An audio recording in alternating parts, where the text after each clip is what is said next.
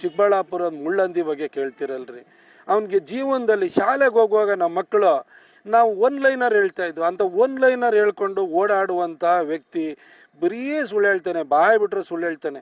ನಾನು ನಿಮ್ಮ ಮಾಧ್ಯಮ ಮುಖಾಂತರವಾಗಿ ನಿಮಗೆ ಸ್ಪಷ್ಟವಾಗಿ ಹೇಳ್ಬಿಡ್ತೀನಿ, ಇವತ್ತು ಎಲ್ಲ ಚಾನೆಲ್ಗಳಿಲ್ಲ ಆದರೂ ಹೇಳ್ತೀನಿ.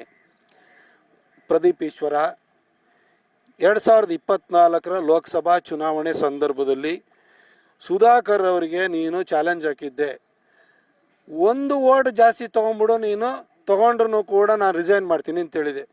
1 ವೋಟ್ ಅಲ್ಲಪ್ಪ, 10,000ಕ್ಕಿಂತ ಜಾಸ್ತಿ ಮಾರ್ಜಿನೇನೋ ಬಹುಶಃ ಅವ್ರು ತೊಗೊಂಡಿದ್ದಾರೆ. ಅಲ್ಲಿ ಇನ್ನೂ ರಿಸೈನ್ ಮಾಡ್ದಲ್ಲೇ ಕೂತ್ಕೊಂಡಿದ್ಯಾ. ಈಗ ಕೇಳಕ್ಕೆ ಹೋದರೆ ಅವ್ರು ಚಾಲೆಂಜನ್ನು ಸ್ವೀಕರಿಸಲ್ಲ. ಚಾಲೆಂಜ್ ಹಾಕ್ತವ್ ನೀನೇನು, ಸುಧಾಕರ್ ಬಂದು ನಿಂಗೆ ಚಾಲೆಂಜ್ ಹಾಕು ಅಂತೇಳಿ ಹೇಳಿದ್ರ, ಚಾಲೆಂಜ್ ಹಾಕ್ತವ್ ನೀನು, ಲೀಡ್ ಕೊಡಿಸ್ಲಿಕ್ಕೆ ಆಗದಿದ್ದೋ ನೀನು ರಿಸೈನ್ ಮಾಡೋ ಗುರು.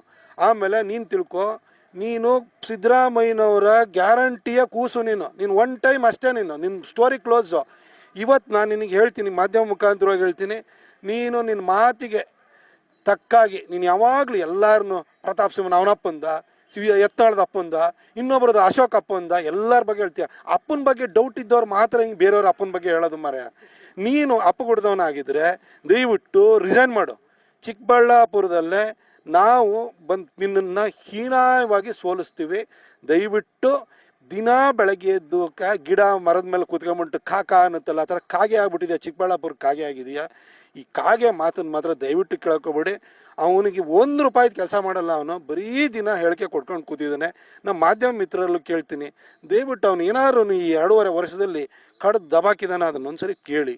ಅವನ ಮಾತಿಗೆ ಮಾತ್ರ ನೀವು ಹೇಳೋಕ್ಕೋಗ್ಬೇಡಿ. ಕಾಂಗ್ರೆಸ್ಸಲ್ಲಿ ಏನಂದರೆ ಕೂಗುಮಾರಿಗಳ ಸಂಖ್ಯೆ ಜಾಸ್ತಿ ಆಗಿದೆ, ಗುಂಡಿನೂ ಮುಚ್ಚಲ್ಲ ಬಾಯಿನೂ ಮುಚ್ಚಲ್ಲ ಅಂಥ ಸ್ಥಿತಿ ಬಂದಿದೆ. ಬೆಳಗ್ಗೆ ಅದು ಯಾವುದ